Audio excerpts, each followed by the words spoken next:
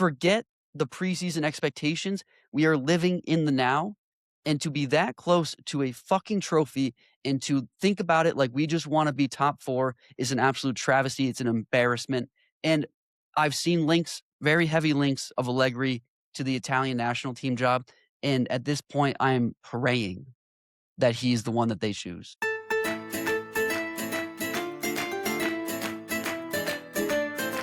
Ciao, paisans. Welcome back.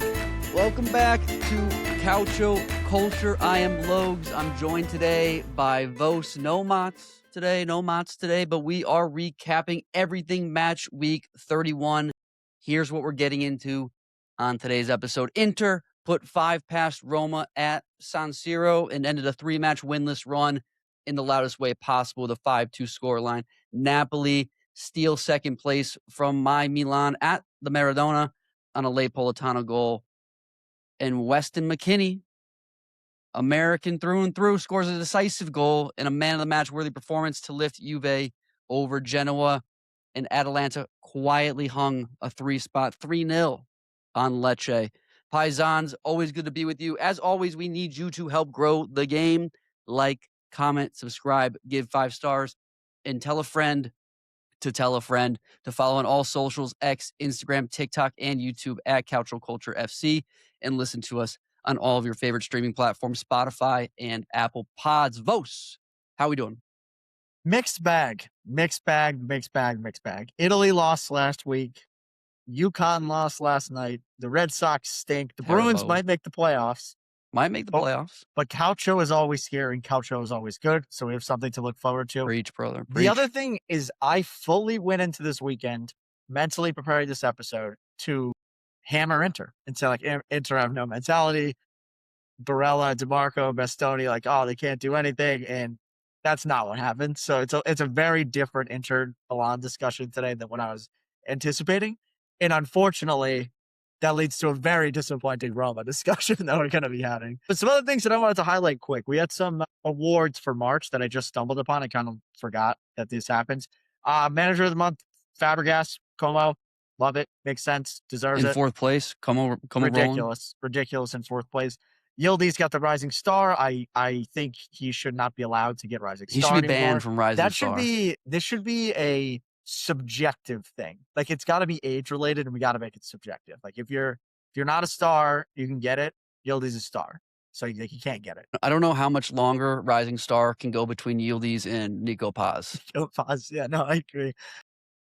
Player of the month was Jeremy Boga, also Juve, and then goal of the month was Coach Sao, which I think was against Roma for a volley. That was a fucking banger. That is absolute bullshit. Yeah, that is absolute bullshit. Yeah, I don't know how we swept this under the rug this long, but it has to be said that Pavlovic's volley a couple of weeks ago for Milan was out of this world. Yeah, no, out of this world. He deserves it more. I agree. Redefined the word worldie. This goal was insane. I do not know how.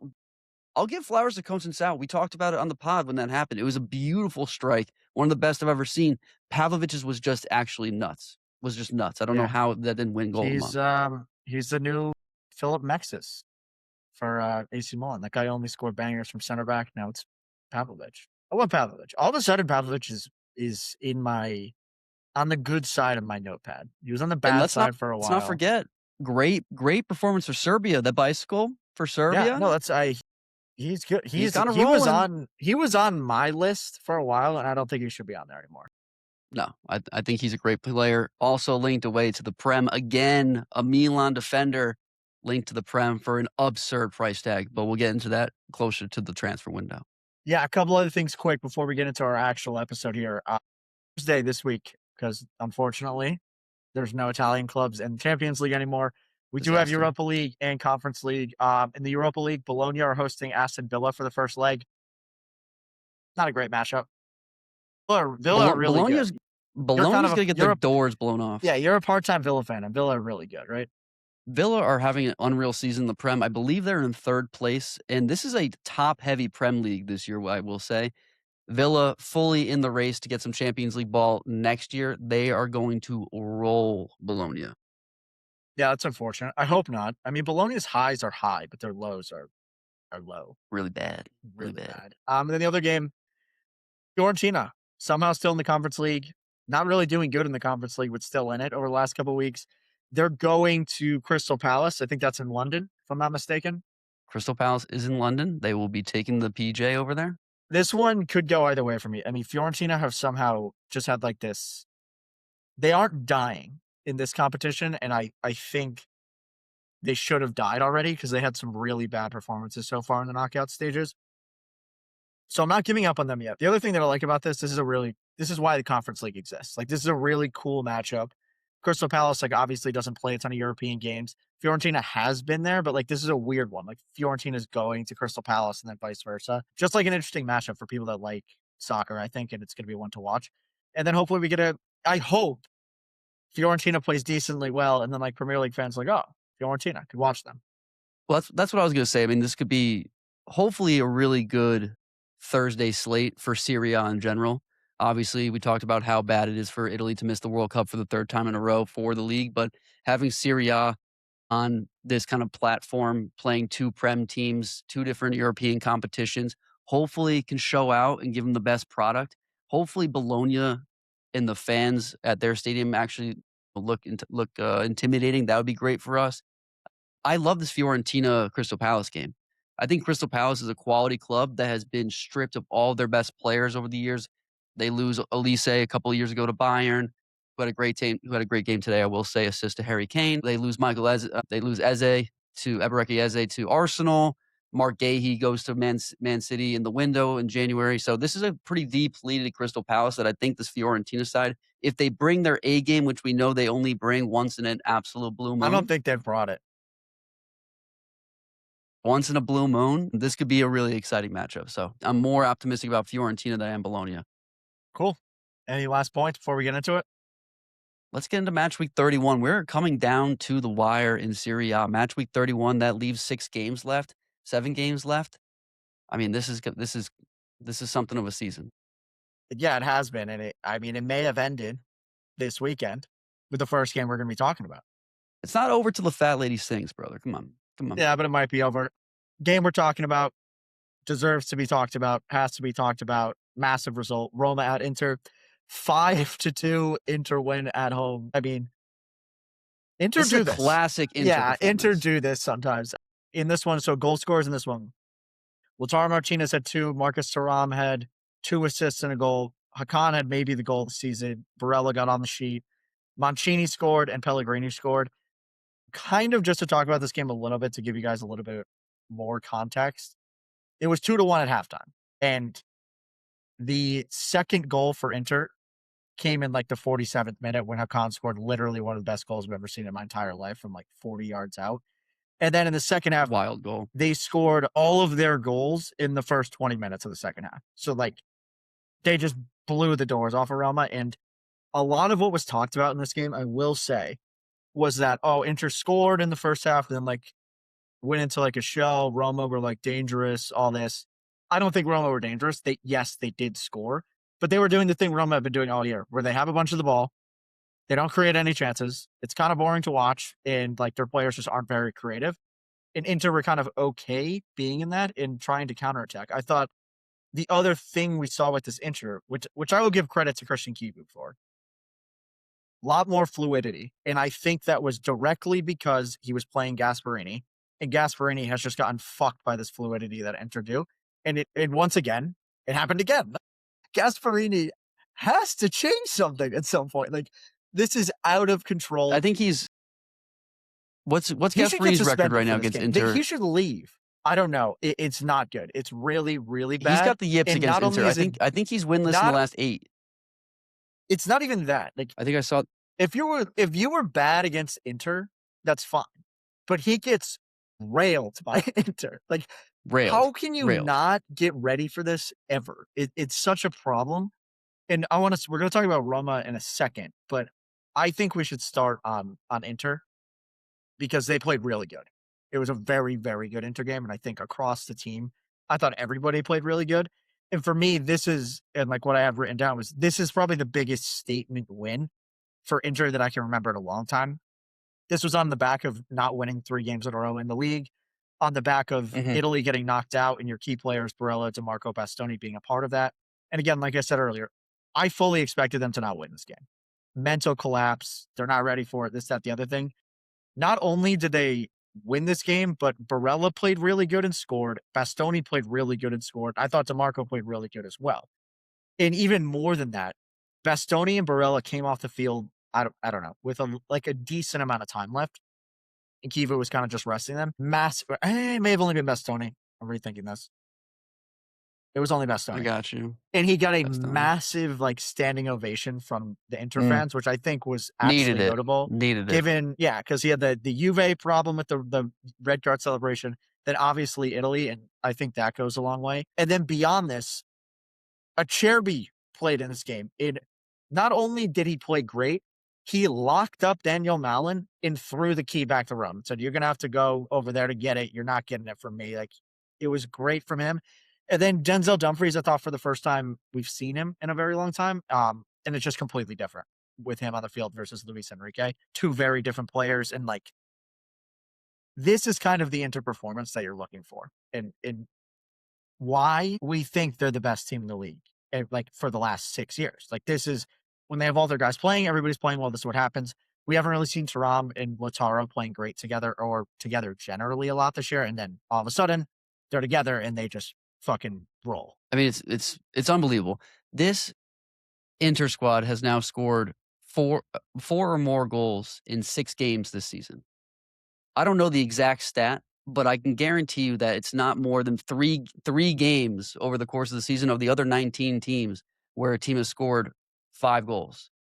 And I think this Inter team, time and time again, puts up a ton of goals. And it's when they're working at their best. And it happens all the time.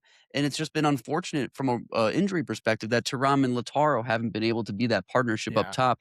I don't want to short the fact that Pio Esposito and Boni haven't been great in that spot. But there's nothing like this duo up top of Thuram and Lautaro. And to your point very quickly about Acerbi, I mean, that is a task with Milan that has proven to be impossible since he's joined Serie. For him to come out, which I would also say Acerbi hasn't played that much this season, so to come out in a very specific matchup, very specific game, and lock up a player that you would think would give him a huge headache in a much smaller, much quicker Milan is great to see for the last legs of this season that they get a little bit of reinforcement on that back line. And on their firepower point, they did this year without having Thuram and Lautaro for the most part, playing together, right? They're two best strikers. And I think Thuram hasn't been great all year, but now he's showing up ahead of the World Cup and he's trying to get in. So maybe that's part of it. But the reason I'm saying this is they have the most goals in the league. They have 71 goals scored. The next most is 54 on Juve. They have 17 goals more than the next closest person. And then on top of that, I think they're the third best, if I'm not mistaken, defense in the league. It's third best or fourth, third best defense in the league as well. On top of that, they've conceded 4 more goals than Como and 2 more goals than Milan. It's just they haven't been at their best again, and they're doing this. And we never get the best Inter consistently. At the end of the day, that's kind of the problem. It's the consistency. It's the consistency because, I mean, again, you look at the stats and you look at the numbers that some of these players are putting up individually. I mean, this is a dominant season by Inter. Yeah, a dominant season, and they're not even the playing fact that they're great. only no, they're not playing that great. They're only in first place by 7 points, and they've dropped some really important games. They've had a horrendous run in the Champions League this year. And they've had very low lows, but their highs are just unmatched. And so I just think that part of that, as good as Kivo is, and as good as Kivo has proven to be this season in terms of his flexibility and man management, that has to come from the fact that he is a rookie manager, right? The inconsistency, the ups and downs, the highs and lows. I know that we talk about the players all the time, and yes, I mean, Bastoni and Barella are probably one of the most inconsistent top players of all time. But again, it starts at the top. Credit to Kivu, but also, you got to give Kivu some of the blame as to why they're not consistent. But from everything that we can see right now, especially getting Dumfries back at this point in the season, which, like you said, I think it's a completely different dynamic. Dumfries is an X factor in every game that he plays. Luis Enrique is not the X factor. No, yeah, Luis good Enrique point. is a Yeah. dangerous player, but he's not a game changer. Dumfries is a proven game changer. Yeah. And And you also to know have what him he's going from to that- do. Like he does one thing really well. Like, and that's kind of like his thing. Like he's a wing back who plays very aggressively so high, but also is so athletic. He but gets also back on plays really good defense. Yeah. defense. And It's it makes wild. a difference. It's It makes wild. a difference. Yeah, he's so good. And 100%. to kind of like piggyback now, like you said, there's 7 points clear with 7 to go. And like they have a pretty easy schedule. They have Como this coming weekend, which obviously that's a big task in itself, which I will agree with. But then after that, they have Cagliari, Torino, Parma, Lazio, Verona, Bologna. It's in the bag. It's definitely in the bag. Because of the kit that I support, because of the kit that I wear, because of the kit that I bleed for, I can't say it's in the bag, but it's in the bag. Yeah. And then in between all this, so they have Como this weekend at Como. It's a game. Massive game for Como too. So I'm interested to see how that one goes. I think Como are like, oh shit. Inter just destroyed Roma. Like they're probably going to come into this hot. And then they got the Coppa Italia on the 21st against Como as well. And that one's at the San Siro. Mhm. I'm so tempted to say Inter at home against Como, second leg Coppa Italia. This is over. But I still can't. Yeah, but it's only the semifinal, right? Yeah. This is semis? Yeah, I don't know. I don't know that the Coppa Italia is wrapped up, that's for damn sure. But I would feel more confident about the rest of the season after Como. I think Como at home, Fabregas, just the mentality that we've seen all season from Como, that's gonna be a really tough game. Yeah, but again, you have a 7-point cushion, which to me, the way that Inter has shown themselves to be over the last couple of years, you would think that a team that's like 2 points up top would actually have more fire, more hunger. I think that the 7 points gives Inter much more. I mean, I guess it's like an obvious statement. I'm trying not to say that like state an obvious fact here, but the fact that they can operate with a little bit of breathing room benefits them more than I would say another team. Like I feel like another team would kind of fall asleep at this point with 7 points clear. Inter have breathing room and actually feel more flexible, and that's when they play their best ball. Well, this was either you or Motts that said this a week or two ago that like Inter can't win the Scudetto in a close Scudetto race, and like we're like right teetering, and like this is probably a good situation for them. What I will say on the Como thing, Inter is a really bad matchup for Como because they're very comfortable counterattacking, and I could see that being a real problem. But yeah. Well, and that's what happened against Milan. You know, Milan, our whole tactic this year has been best on the counter. And that was 3-1, where we only had 3 opportunities, but we cashed in on all of them. And it looked like on paper a huge performance out of Milan, where in actuality, Como kind of played us off the park aside from those 3 opportunities. It could be a great game on this weekend. Yeah. We got to talk about Roma, though, unfortunately. It's going to be all negative. Listen, let me prime the engine with that. Wait, but before you talk, really quick. Still injured, Wesley, Dybala, and Manu Kone. So I'll mention that. I don't know. Bad excuse, but like kind of notable. Lineup for everybody to know. Back 3, Hermoso and Nico Mancini. Divine Wrench, Celik, wingbacks, Pizzilli, Cristante, 2 midfielders, and then like the front 3, Pellegrini, Mullen, Sule. Logs, go ahead. I don't have much to say because I've said everything that applies to this Roma team since day fucking 1. And I'm just waiting for somebody to say, Logs, man, I'm sorry, but you're right. You've been right. This team is trash. They're a bunch of frauds. The back line is no good. I have no idea how they were the quote unquote the best defense for the first 10 games of this season. But this Roma team is not very good. And Gasperini has proven not to be a very good coach this season. I would just come out and say it. So I'm waiting. I'll be patient. I can wait here all day long. We're right about Roma. Let's go. One thing I did forget to say also, kind of notable. Alan Sommer had one of the craziest like saves ever. And if you haven't seen it, look it up. It was like witchcraft. He just like continued to move in the air. It didn't make any sense and had a Are good you talking save. about the one where he led with his left, Yeah, but then yeah, came and then over he the top with the switched. right? Yeah, that was Yeah, it was insane. wild. So kind of stole a goal there, although I think somebody would have cleared it off the line. I Come don't on. think I can say anything good about Roma in this game. Kind of what stuck out to me, because again, it was nothing new. And I think with Roma, they've just like been this all year, where you can't watch them and be like, oh, they play bad, but they don't play good ever. You know what I mean? Like, and there's things that they do well in terms of like keeping the ball, but that's it. Like they have a lot of guys behind the ball, so it's kind of the reason they keep the ball. And regardless of the possession in the first half, I will still say, and regardless of the goal, even like, I don't think they were great. I don't think they were dangerous. They are so reliant on random people to score because there's no like passages of creating play. There's nothing they're doing to try to set up opportunities for people. And it's just not pretty. It's not good. And at the end of the day, kind of my takeaway when you compare them to Inter in this game, Inter have good Titans kind of level players, and that wins you the game once in a while. Like Hakan, when it was 1-1, scores this absolute amazing goal that kind of, and then they just level you from there. And Roma don't have anybody to elevate them in a game that way. And kind of like when things aren't going well, we know this person can step it up. And it's kind of supposed to be Sule, but I don't think Sule is ever going to be like a goal scorer. He's more of a creative piece. Like he's the new Pellegrini, but I think he can be better. I mean, that's the thing. Do we know what Sule is?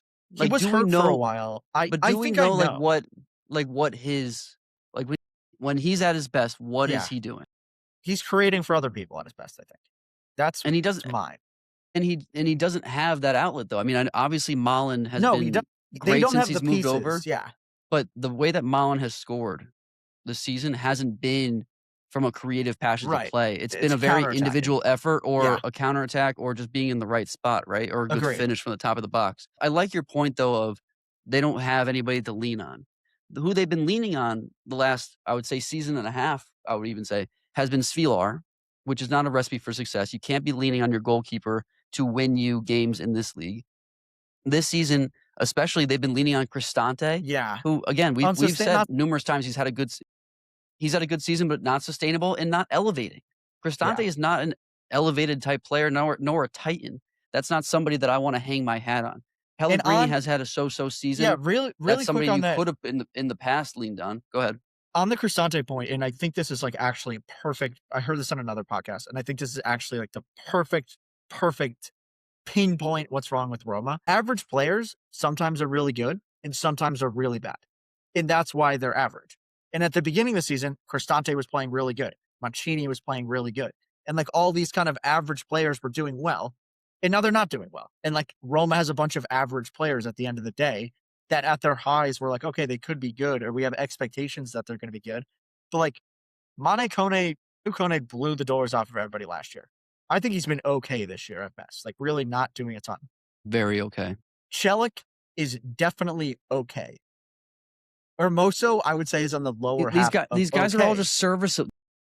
Yeah, exactly. I think even in Pellegrini's kind of been the guy for Roma in a lot of ways, and even him, he's like a above average player over. If you look back on Pellegrini's whole career, people are going to say he's above average. Like he wasn't great. Certainly, he was more good than bad, but like that's kind of your guy. That can't be it. And obviously, I mean, 3-4 seasons ago, saying Pellegrini's your guy, like that would have been a fine statement. The last 2 seasons, he's been horrendous. Yeah, but this whole roster is just littered with guys with relatively low ceilings and really low floors, and that's not to call yourself a Titan team in this league, to call yourself a legend of the game in a franchise like Roma. This is not the squad. This is also not a squad that I think any Roma fan should be coming out and saying, we expect to be top 4. Not in this league anymore. There's too much. When Como has a team like they have in the way that they play, and there's just no way Atalanta should be fully ahead of this Roma team if they didn't start out. They're about to be. They're about to be even. If Atalanta didn't have the start that they had, they would fully be past Roma already. Yeah. Right. And Juve is definitely playing way better. Milan has figured their shit out, except for obviously the last couple of games, which I'm speechless about. But like, this league is too good. This is not a roster that's going to do you any good in this league. And so I know that we were hot on Roma preseason. I kind of came to really at the Yeah, you did. You first came to couple it of right. games, and this defense was not it. It was not going to hold up the lack of offense that the rest of the squad had. And if not for Milan, I see this team in seventh or eighth place already. That's probably right. Milan has really rescued them in a lot of ways. Very much so. That's a good point. And like, I don't want to get too much into Gasperini because he needs another year still. But I think Roma as a club, there's like soul searching to do and trying to figure out like, what are we? Because I don't think anybody knows who they are right now. Like, are they a defense first team? I think that's accidental. And they don't really create, and they also don't play great defense. They don't really have great. I think Indika's really good personally. But apart from that, they don't really have any great defenders. They don't have any great midfielders. They have Pizzilli. They have Sule. What is Sule? I don't know. Is he going to be one of the best players in the league for 10 years, for 5 years, for 2 years? Could be. I have no idea. He's not like. Is he going to win you a Scudetto? No. Is Kenny Yildiz going to win you a Scudetto? Yes. Yes. But the thing about it this way, Sule right now, this could potentially just be his best. That's true too. I would agree with we that. have we don't have confirmation that he's any better of a player than what he's done for the last season or so, right? Yeah. He definitely needs better people around him for him to sure. showcase what he can do, but we don't know if this is the end of his progression, right? But I think the interesting question here, and I know you didn't want to talk about it too much, but if Roma end up out of a European competition, is that grounds to fire Gasperini? Think about what they accomplished last year, starting in 13th and having Ranieri come in, adding over the summer, and then not getting a European spot this year. Where I think he's going to be saved is in the fact that everybody agrees that Dovbyk and Ferguson are not it. And he can kind of like be like, oh, that's why. I hate that that's a scapegoat. I know, but I think it is though. Don't you agree? I mean, I think to a certain extent, yeah, that's gonna be the scapegoat. And I just think because of his pedigree, he's earned himself another season. But in general, like if I'm looking at this in a vacuum, which you really shouldn't, but I think a lot of Serie A teams look at seasons in vacuums, I think he's out. I think he's out if they don't make a European spot. So that's just my take on Gasperini. We don't need to go any further on that. But I don't think so. I don't think they'll do it. I think no matter what, they'll stick with him. no, I think that I agree with you. I think they will, but I think there is certainly an argument to be had, a big argument and a strong argument to be had that he gets fired, but they won't. Yeah. To wrap on Roma, I had one thing I wanted to say. Please do. After this game now, they're 1 point clear of Atalanta, and they're in the Conference League spot at this point. They play Atalanta in 2 weeks, and in front of them are Juve 3 points clear and Como 4 points clear. The other thing that I think is significant, they don't have a terrible end to the year, though. They got Pisa at home, Atalanta at home, Bologna away, Fiorentina at home, Parma away, Lazio. Oh, the Lazio game. The Lazio game is tough, though. Dude, yeah, no, the Lazio game is really tough. As bad as Lazio is, I mean, that's the derby. That's second to last game of the year. They got Lazio. That's dog shit for them. That's not a game that they shouldn't really feel good going into that, even regardless of certainly not. All right. Good on this game. Any last points? Good on this game. I would just like to point out that the prep for this game, they need to get better, was a really good point. I just wanted to let you know that I agree with that point. Is that what I wrote? I wrote that like 7 times, right? Like they're just not that good. Roma need to get better. Not very good. Roma, sometimes good, sometimes bad. Yeah, they need to get better. They need to get better. Expert analysis from Calcio Culture. All right. Moving it on. The other game we're going to spend a little bit of time on. Milan and Napoli. Game was played at the Maradona. 1-0 win in Napoli. 1-0 win for Napoli. Politano off the bench. That means that Napoli leapfrogged Milan into second place. They're on 65 points. Milan are now on 63. Effects on the table. Napoli are set, like we said, 7 points behind of Inter. Big gap there. Milan are 5 points above Como. Still a gap for the most part. I don't think that's really the concern for Milan at this point in time. I mean, I'll kind of give it to you to talk about Milan. Let's start with them. I think I would. Sorry, let me say something. For both of these teams, this is kind of a weird game because it's like they're both they're probably not going to win Scudetto at the end of the day, and I don't want to say they have the Champions League spot in the bag, but they should, based on They how they're definitely playing. I mean, Napoli are 7 points clear of. No, yeah, more than they're that now. 8 points clear of Juve.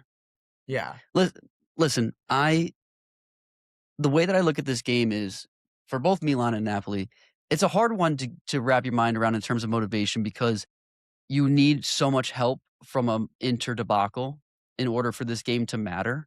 But if you don't make this game matter and Inter do throw it, then you've screwed yourself.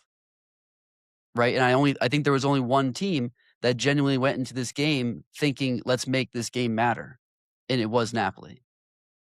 It's so apparent at this point how Allegri has fine-tuned this team to be okay with top 4. And don't get me wrong, I've to his had credit, conversation. he's been saying it since the very He's been beginning. saying it, but that is just I mean, it just hurts, man. It hurts because at the beginning of the season, I understand that a top 4 finish was like that was the dream. Even for me. Even for me. Because last year was so bad. But to have the Scudetto in our palms at some points in this season, and then to have it within reach at other points in the season, and then to have the door reopen for us Yeah, numerous times in the last couple of weeks, and to squander all of those opportunities. Forget the preseason expectations. We are living in the now. And to be that close to a fucking trophy and to think about it like we just want to be top 4 is an absolute travesty. It's an embarrassment. And I've seen links, very heavy links of Allegri to the Italian national team job. And at this point, I'm praying that he's the one that they choose. that is a bad take. That is a bad take. I know Conte is the front runner there. I hope they fall to Allegri. Come on, dude. To be that close and to taste it like that and to not have any drive in your balls to want to get the Scudetto, to change up the expectation for the season, it just drives me crazy. It drives me absolutely insane. I disagree. I mean, I think Allegri knows that this team isn't. If they won the Scudettos ahead of schedule, so what? He wants them to be the underdog. Trophy. No, give me my second star. Give me my second star. I mean, at the end of the day, like you still cannot say that this team isn't overachieving right now. I mean, in this game, I never said that. I never said that. They rolled out Nkunku and Füllkrug up top. I think that tells you everything because Leao and Pulisic came off the bench. Well, they're both recovering from injury. Let's not get all right. That if you're going for the Scudetto, they're gonna get in there. They're not though. Yeah, they're not. Fair. They're not going for the Scudetto. That's the whole fucking thing. And I thought that the subs in this game were rather odd. You bring in Santi, who hasn't sniffed the pitch since September, maybe, and you bring on Athakame for Salamakers, who in the 60th minute, Salamakers can play 2 full 90s in a row and not get tired. I don't know why you're subbing off Salamakers at that point in time. So I just have questions of Allegri here, but the way that Cortomuso works in the way that I want it to is that the forwards need to be creative. And Nkunku, who I had made a statement, I think in the group chat, that he's been playing better as of late, just wasn't it?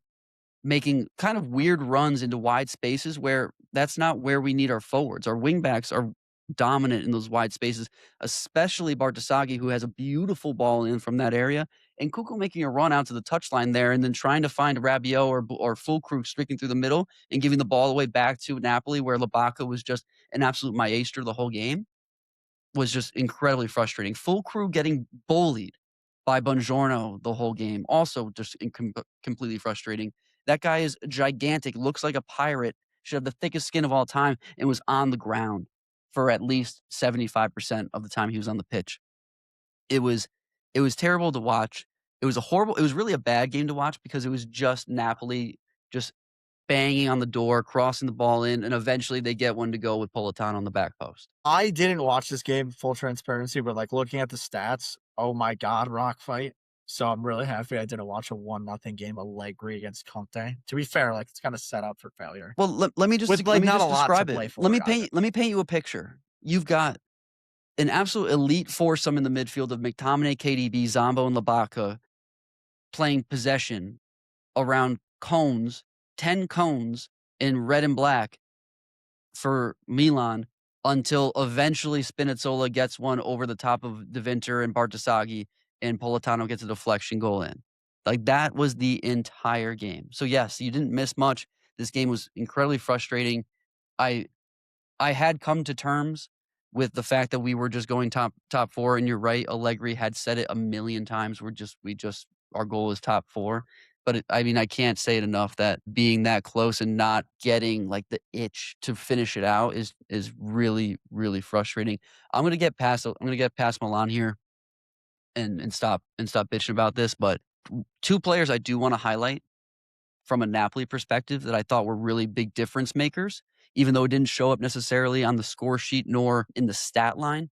Giovanni and Alisson Santos were awesome in this game. Alisson Santos, since he's come over from really the winter window, has been really good. It just came out after the game yesterday, really, and more so this morning, that they are going to officially trigger their buy clause on Alisson Santos from Sporting, 15.5 million euros. From the way that he's been playing, that seems like an absolute steal. This guy, for sure. This guy could be an X factor. The two of them combined really brought back what we saw of Kvaratskhelia. Like, truly what we used to see out of Kvaratskhelia. Not saying that they both were able to do what Kvaratskhelia did, but the combination style of play, that's what they really brought back. And for the fact that they can fill in for David Neres now, how he's been hurt. I mean, this is a really deep front line for Napoli, aside from the fact that Højlund was hurt, and aside from the fact that I think Lukaku might retire at this point. No, he was like kind of suspended for not coming back from international duty quick enough. Right. / injured, which kind of like it's a weird one. Giovanni started, yeah. But that's also why like Napoli's not at full force, and they haven't been the whole season. So like, are they really gonna make a run here at the end? No, that's why it was the vibes around this game were definitely weird. And now that I'm talking about it, I mean, it's just simply Inter's. I think it yeah, it just kind of has to be. I mean, it would have to be like a historical debacle, drop of points. Like, they would have to lose some from Inter games that are hard to lose. Like, which really, I mean, it could happen, games. But even then, like, yeah, it's in Inter's hands, right? At the end of the day, I think on Napoli, what's interesting about them now, and kind of what's been interesting all year, what feeds into this is like, it's kind of miraculous that they're in second place with all the injuries that they've had. Not only like injuries, but injuries to their literal key players. Like, they haven't had Rahmani the entire year. They basically haven't had KDB the whole year. Zombo kind of just came back. McTominay was hurt for a long stretch. Lukaku was like, it's actually ridiculous. And even now, looking at their injuries, it's still Vergara, Neres, Lukaku, Rahmani, I forgot about Di Lorenzo. Like, it doesn't make sense that they're in second place. And kind of throughout the season, and it is going to be interesting what happens in the summer with Antonio Conte, but now he has that four-man midfield back that he was using at the beginning of the year. Now he's using Giovanni, and Giovanni played good. But now you have Alisson Santos in the mix, who's maybe your best winger all of a sudden. And they're kind of building the squad to be like very dangerous going into next year. And I think that's more what we're going to be talking about as the season comes to a close. Because to your point, it's highly unlikely that they push the Scudetto race and Inter allow that to happen. And I would say it's equally as unlikely that they fall out of the Champions League spot. So I think that's where really more of this conversation is going to go in terms of what does this team look like next year? Because when we look at this season, like, Scudetto is probably lost unless something miraculous happens with Inter. And Champions League spot is kind of secured in for them. Like, it would be equally as likely as them winning the Scudetto as them falling out of the Champions League at this point, right? Like, they kind of have it secured second or third or fourth. Like, it's going to happen. And like with the injuries, and when the injuries happened, you now have so many good players in this team and like real competition at every position. You have the flexibility to play in a lot of different ways and still have equally as strong as an 11 on the field. And like, going back to the beginning of the year, he's using this four-man midfield again. At the beginning of the year, we said the four-man midfield wasn't very good. And now, like, we're back to it again, and they're beating AC Milan, who were kind of the second best team in the league all season long. And I think that's the story of Napoli. It's kind of gotten pushed under the rug that they are in second place because of how insane last year was. It is kind of just insane that they're in second place right now with everything that has transpired, and that deserves credit. It's just unfortunate for Conte, unfortunate for Napoli generally, that they're just getting compared to last year, because last year you won the Scudetto, everything went right for you. You didn't have any other competitions, or no European competitions. This year, he did really bad in Europe, which maybe partially due to injury, partially due to Conte, kind of gets lost in the shuffle there. And you're not going to win the Scudetto. But at the same time, like, this is a great season. It's hard to say it hasn't been a great season. And I think what's benefiting them is the fact that they've discovered players that they didn't really know they had, or they were forced into going to get them. And now they're going to be really dangerous. Like we talk about Inter being really deep. Napoli are very deep when they're fully healthy and have some of the best players at every position on the field. 100%. And I think when you look at these two teams and how the season is being judged, like we just said, like Allegri is consistently saying Right. top 4. The problem is Napoli are coming off a Scudetto run and got reinforcements, and so the season isn't looking as positively upon them. But you have to look under the hood with the injury storyline, right? This is probably one of the most resilient teams we've ever seen. Antonio Conte mentality. That's what given it is. that setup. And I think that the problem now is you don't know if you have Conte next season. For some reason, which it doesn't even make any sense. But like it's because Conte doesn't know where he wants to coach next season at any point in time until it comes until he's there, right? If I'm Napoli though, and you just kind of have to force yourself into the thought process that okay, Antonio Conte is going to stay, which you have no idea, but you have to force yourself into that. Like these last 7 games might as well just be an early preseason to next year. 5 in a row they've won.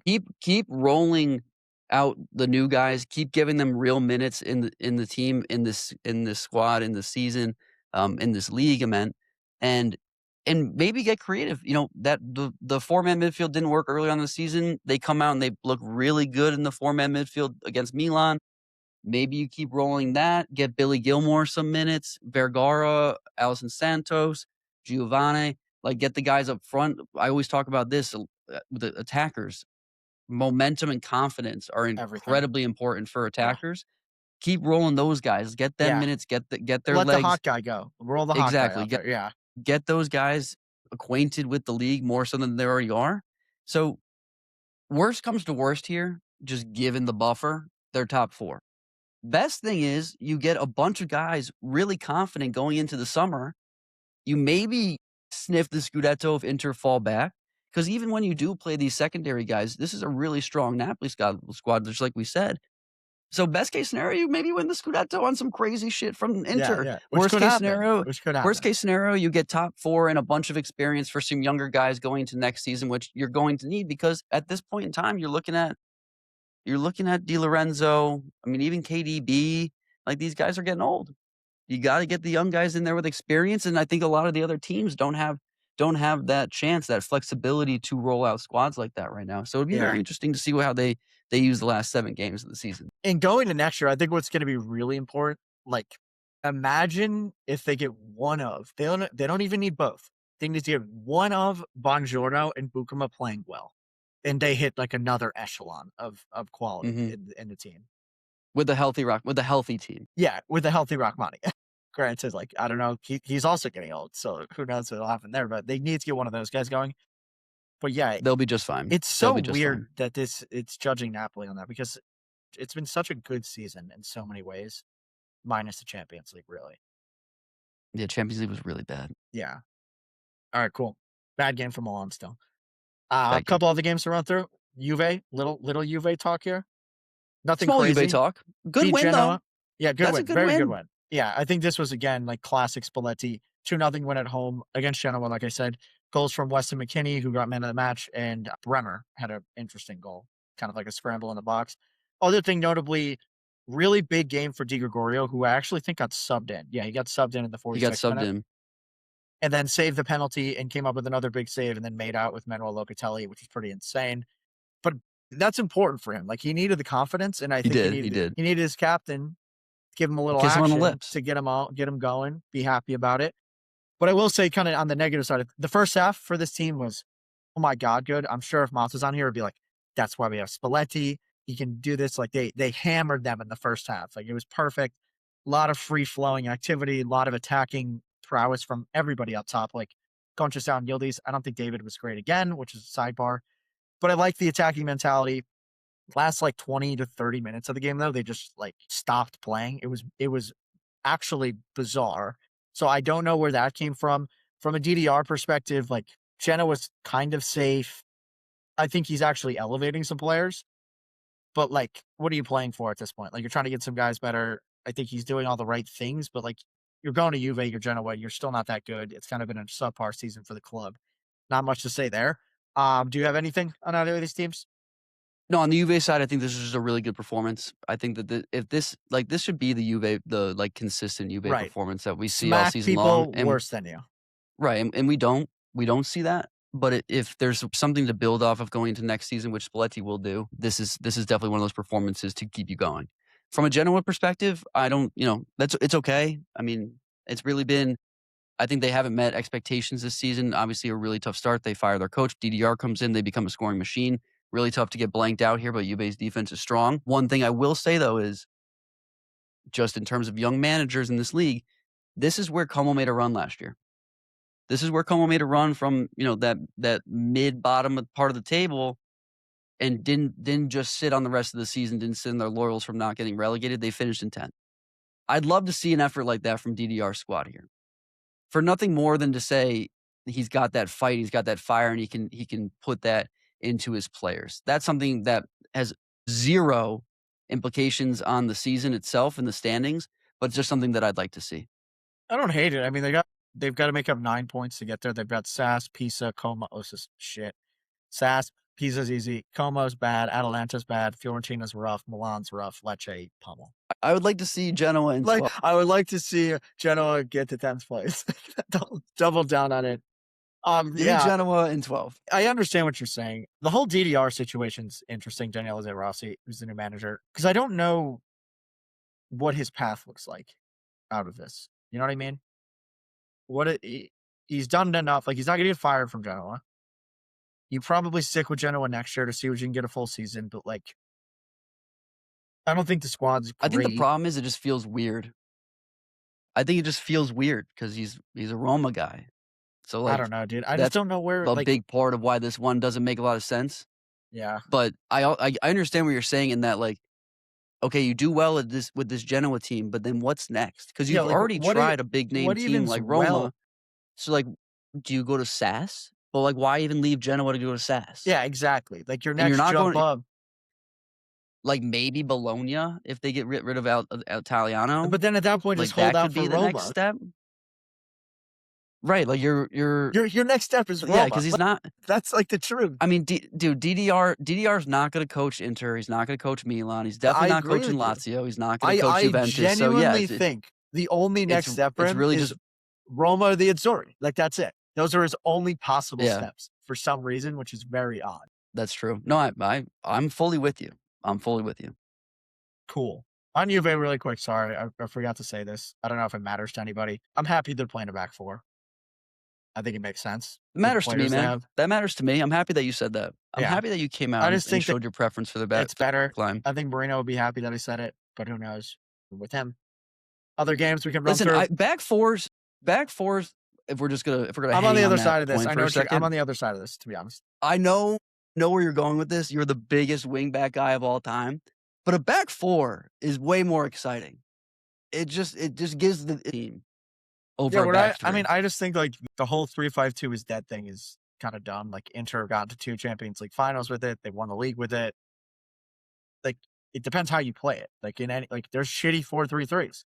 There's shitty 4-2-3-1. Pioli's 4-2-3-1 that won the Scudetto was the worst thing ever created, maybe ever. It was horrible. That's horrid. Horrid. It was horrid. It was horrid. So that's my point on that. All right, we can move on from there. All right, other games quickly. Cagliari went to SAS. SAS won that one 2-1. Goals from SAS are good. SAS is Sebastiano Esposito, penalty kick. That's Pio's brother. Garcia and Pinamonti. Pinamonti's having a good year. I'm struggling to pull up stats for some reason. I got you, bro. I got you. I think he's over 10 goals now, which I'm happy about. Let's see. We got Pinamonti. Yeah, here. Oh, no, he's not over. 8 goals, 3 assists. I'm calling that a good campaign. I'm calling that a good campaign. You know what? If I can say I'd like to see Genoa in 10th, I'd like to see Pinamonti with 10 goals this season. Yeah, I mean, 11 goal contributions, 12 from Loriente, and 11 from Berardi, who barely has fucking played. Like, recipe for success with them. Good shit. Yeah, SAS now are 2 points off of ninth, so being inside the top 10 in their first season back in the league. And now Cagliari, on the flip side of things, are 3 points off of relegation. Not good. Not good. They've really cooled off. I think Pisacane definitely deserves some stick. If you're asking Did you me, give him the kiss of death? I did. Was your I did. blog the kiss of death? I gave Cagliari the kiss of death, and I'm very upset about it. I killed Bologna. You killed Cagliari. This is tough. Yeah, no, I it's not good because I think Cagliari is still good, and I killed them. I literally single-handedly killed them. And I Murder. should not be Cold blood. I should never be invited to the island of Sardinia ever. No, Period. I think Full they already. stop. I think they already banned your passport. Yeah. Other games, we got to talk about this one a little bit. I don't know. People might be mad. I know Christian, our follower, will be happy. Fiorentina went to Verona, won the game 1-0. Goal in this one from Beans Fajoli late in the game. And then there was a weird incident where there was double red cards in the 86th, and it was Goodmanson, and I'm spacing out on who got it for Verona. And sorry to blamp the lineup because there's something I wanted to talk about. Logan probably doesn't have anything to add. No, other than for me, Fiorentina being good is good for the league. I agree. I like Fiorentina. Like a league without Fiorentina just feels weird. I remember what I wanted to say. I'm still playing the lineup. You know what? I'm going to say this really quick, and I know that this might not even be pertinent for a lot of our Serie A fans here, but a Serie A without Fiorentina is like a Prem without Everton. Feels weird. Fiorentina are way more relevant than Everton. I don't know about that. What do you mean? They make deep runs in the European competitions. They make European competitions. They're good. Yeah, they're a lot of good players. Fiorentina is way more important for Serie A than Everton is for the Prem. But I'm just talking like bad example. I don't know. It's just I think it's a vibe check. All right, I hated that. On this game, I had two things I want to talk about. Number one, I'm going to be quick on because they're going to get relegated and they deserve to be relegated, is Verona. Because on this game, I did watch and I was spacing out until I saw everything that happened. Classic Verona. It's been the story of the entire season, creating a lot of chances, not putting them away. They had more XG. They had 21 shots. It's just they don't score on the chances that they get.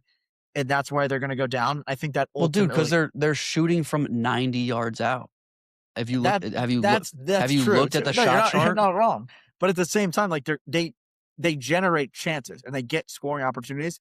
And I think it's just a lack of quality in the team, which is why they're going to go down.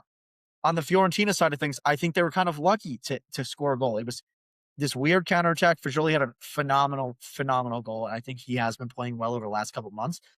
I think that's been a little bit, what's the word? Built up. I think everybody's saying, oh, he's been so good. He's been so good. I don't think he's been as good as people are saying. And they're kind of playing in a way, should they be playing this way? I mean, I would ask you what you think, Logs, but everything that I see from them now time and time again in Serie A is playing basically in fear of losing rather than being it's Verona. We're better than Verona. Let's go and beat them. And that's probably because where they're at in the table. They are very much fighting to stay up. And when you're in that position, you probably are scared of losing games and you're scared of going down and taking risks. So I think that's what kind of pushes them there. But then this is what happens where you score one goal against Verona, a game where you maybe shouldn't have even gotten that 1 point. It just, the whole thing with Fiorentina fucking sucks because it should be good. But I mean, that's my takeaway with how they are playing and how I've seen them play for, I think, the entire time since Finoli's been there. I mean, I think the storyline with Fajoli is that we know how good he can be from his days from Juve. Does. I think that's part of the even last year. Part of the thing. And so that's definitely I think the league wants Beans to be good. It's good for Serie A. It's good for the Italian national team. Yeah, Beans is good. True. It's good for developing young Italians. But it's just it's so hard to grade this Fiorentina team because of how they started, right? And so it's a similar. I wouldn't even say how they started, dude. They've continued to be bad. Yeah. They've continued to be bad. I agree. And I mean, just one more notable thing from this game, though. Yes, 21 shots. De Gea had 8 saves. That's David De Gea is still putting out. No, David De Gea has not been a problem performances. Yeah, for sure. No, he's been good all year. He's still putting out performances. But no, I mean, Fiorentina's going to stay up. It looks like they just need a full mental reset going into next season. It's not even I would sell a lot of their guys. I fully agree with you. I think they should keep the team exactly the same. I wouldn't sell a lot. I think they have a lot of good players. What I will say, you're these saying they're players have definitely played well before. you're saying they're definitely going to stay up. Like, they're 5 points out of relegation, and to end the year, they've got Lazio. They still have the second leg of the Conference League. Lecce are so bad. They've got Lazio, Lecce are really bad. SAS, Roma, Genoa, Juve, Atalanta. Like, that's one lock win on Lecce, and even then, like, that's who they're fighting with for relegation. I mean, it might come down to that game, but Lecce is really bad. And I really don't like Lecce. So I'm speaking into existence that Fiorentina is going to stay up purely because Lecce is that. That's my take on that. All right. I don't know. I think it's going to be crazy end to the season. I'm double checking who Lecce's got now. 1 sec. Well, I think didn't we say that they play They've got Bologna, Fiorentina, Verona, Pisa, Juve, SAS, Genoa. Easier than Fiorentina I mean, the fact that they get to play Verona and Pisa is good for still them. And they're going to be is dead. great. Like, at that point, they're both going to be dead. They already are. They're already dead. They're already Yeah, dead. I mean, that You're playing- Fiorentina, the Fiorentina Lecce game is going to be game of the year. That's going to be fucking crazy. 2 weeks out. That's going to be insane. Can't wait. That's it on Fiorentina. You're good? I'm good on Fiorentina. They make me sad, but most of my teams make me sad these days, so we'll move on. Good point. Other things taking us through. Parma went to Rome, tied Lazio 1-1, goals from Del Prato and Noslin. I mean, Del Prato saving the day. both these Del teams are Prato average. fan of the pod. I am a trash. fan of Del Prato, so if that's what you're saying. That's exactly what I'm saying. I'd like to see Parma stay up. Parma's fun. Yeah, I mean, they're definitely going to. Parma has really good development. They always have cool players that we like. And I still am eventually not a sell them fan. off. I'm still not a fan of what Chris is doing, but he's going to be there next year. Lazio, we're still not. Probably. We haven't talked about them. We're still not going to talk about them. No need to. I don't know what Lazio is. Bologna beat Cremonese 2-1. Goals from João Mario, Jonathan Roll, and then a really late goal to kind of backdoor cover from Cremonese and Bonazzoli. Cremonese are really in trouble now after a really good start to the year. They're tied on 27 points with Lecce. They could go down. Yeah, I think they're worse than Lecce.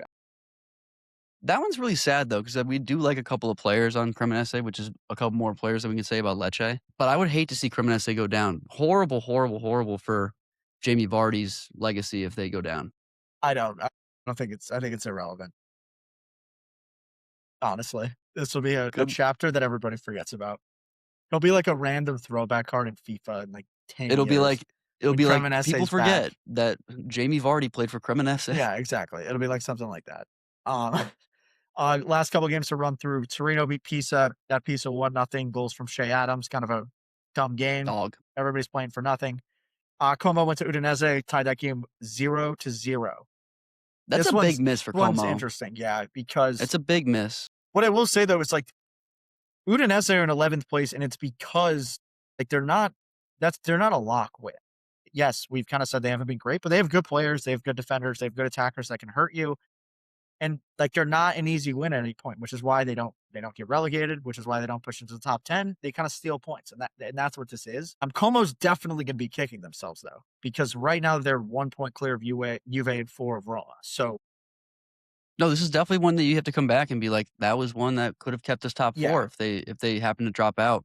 Udinese are the biggest sandbaggers that I've ever seen in this league. They get points out of nowhere, and it's so frustrating because they're really not that good, but they do this every year. They are the kings of 11th place. Yeah. The kings of 11th place. Yeah, but I will say, Kenan Davies has 10 goals. Kenan Davies is a good player. He's having a really good year. Why. So you have to, not that he scored in this game, but I just think it's important to note. In Como to end the year now, outside of the Coppa Italia match, these are like the big 3 of the 7 games. Inter, SAS, Napoli. 3 really hard games for them. That's Como's end of the season? Those are like the 3 that I pulled out as the hard ones. I can double check. Here, I'll read you them actually. So give me the lineup for Como here. Inter this weekend at home, at SAS, at Inter for the Coppa Italia, at Genoa, at home against Napoli, at Verona, at home against Parma, and then at Cremonese. At Cremonese, last game of the season could be horrible. They might be fighting for their lives. That's a rough one. Dude, I can just see Bascarotto and Bonazzoli just going balls to the wall for that last game. Because they're also netting one and hitting one of these. and hitting it just the biggest flex you've ever seen. I mean, they're going to be fighting to stay up in Serie A, so that's going to be a really tough game going up against Creme there. Obviously, Verona sucks, but that's a really bad set of games for Como. Yeah, no, it's not easy, and I don't know. A lot of This is the thing with Como. This is the thing with Como now. They've never been here before. How do they react? How do they react to this? And this is the first time, and we're going to find out. If I had to guess, this screams to me Como finishes in 6th. No, I think they're going to finish. But just based on that lineup of games, I mean, Atalanta are 5 points back of Como. And when I say Como in 6th, I'm assuming Juve and Atalanta, not Roma, above them. God, Juve is such a bad schedule. Is it really that bad? At Atalanta, home against Bologna, at Milan, then they got Verona and Lecce, and then Fiorentina, and then the Derby, Turin Derby to end the year. If Motts were here, you're looking at Motts and saying, how are you not expecting 12 points out of 12 against Verona, Lecce, Fiorentina, Torino to end that? Because this team, I think this is why I'm going to give the edge to Como. Because they haven't been here, they're kind of playing with house money, so they feel good. The way they play and like who they are, there's no emotion, right? They can. That's true. Like that's true. It's robotic. It's system oriented. Like we play how we play. It's inspired, but you're right. It's not. There is no like. There's no pressure even. Like you're here, and it's like good that you're here. But Juve, playing with house money is the perfect way to put it. Atalanta, even I think house money a little bit, but there's still pressure there. But with Como, just like we're gonna do our thing. Like if we lose, we lose. If we win, we win. We're gonna play the exact same way every time. We know what we're doing every time. We know we're good. And at the end of the day, like Juve doesn't know they're good yet, and we don't know that. Como, we know they're good, and they know they're good, and they feel that, and you feel that off of them every game. And when that's like that kind of thing spirals, and Inter kind of does like the reverse once in a while. Like sometimes Inter like the Roma game, we're at home, we are going to destroy you, and then sometimes it's like, oh my god, like we're gonna bottle it again.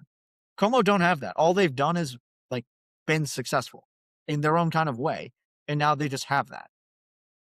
It'll be interesting to see if they have that same mentality coming out of the international break. They had it this. They seemingly didn't have the right mindset against Udinese. They dropped points there.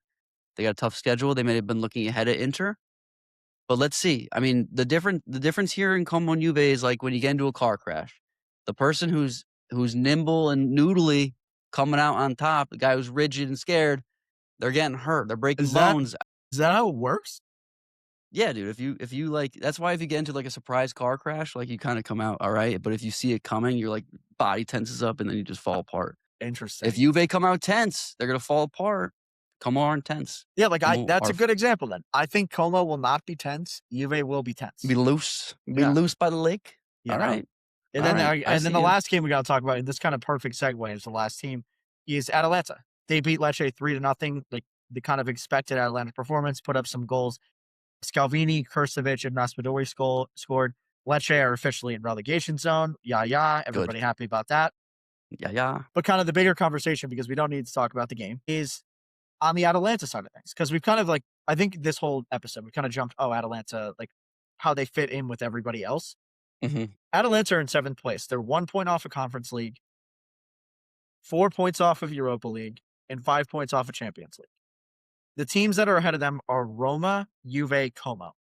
They've got Juve next week and Roma the week after that. And I mean, who's playing the best out of all those teams? I would say Atalanta. Atalanta for sure. I mean, it's not even close. Although Juve obviously a good game. Yeah, Juve have been good. Yeah, Juve's playing good too. But like Roma, no, against Atalanta, no, get out of here. Like that one's not good. I mean, you have to look at it this way. Like Atalanta have an incredible opportunity. Yeah. To play all the teams around them. Like you don't get that opportunity at the end of the season to go head to head with the guys that are right next to you. They should be looking at this as a blessing, not a curse. And that's how I think in terms of their matchups. And I think if it was Roma or Juve, it would be the opposite. Like when they'd be like, fuck me, I got to play all these good teams. That's how I feel. This is easy jump frog. Let's do this. Like we're gonna go and get it. And like even after that though, it doesn't end because then they have Milan, Bologna, and Fiorentina. So they've got a really hard end to the season. They have the second leg of the Coppa Italia still, so they have a lot to play for.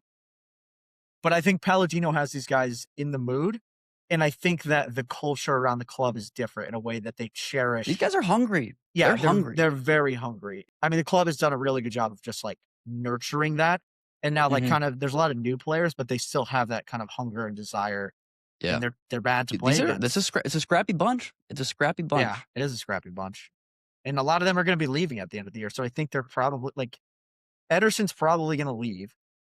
And like this is kind of like his sign off. Like if he gets them into the Champions League, I think it'll be a really, he might stay. That's true. He might stay, but like, He could stay. It would be a good kind of like last parting gift kind of thing. No, I think these guys are very grateful for the opportunity that Atalanta has given them, starting with Gasparini, now Palladino, and the fact that, you know, you are looking at Ederson walking out the door potentially this summer for a pretty hefty fee. Carnesecchi definitely linked away, but I'm not sure that he's going to move necessarily. Right. Skamaka's had another great season. We've known him to make big moves before. You're looking at Darun, who's just ancient, so he's probably not. He probably doesn't have enough in the back pocket to continue.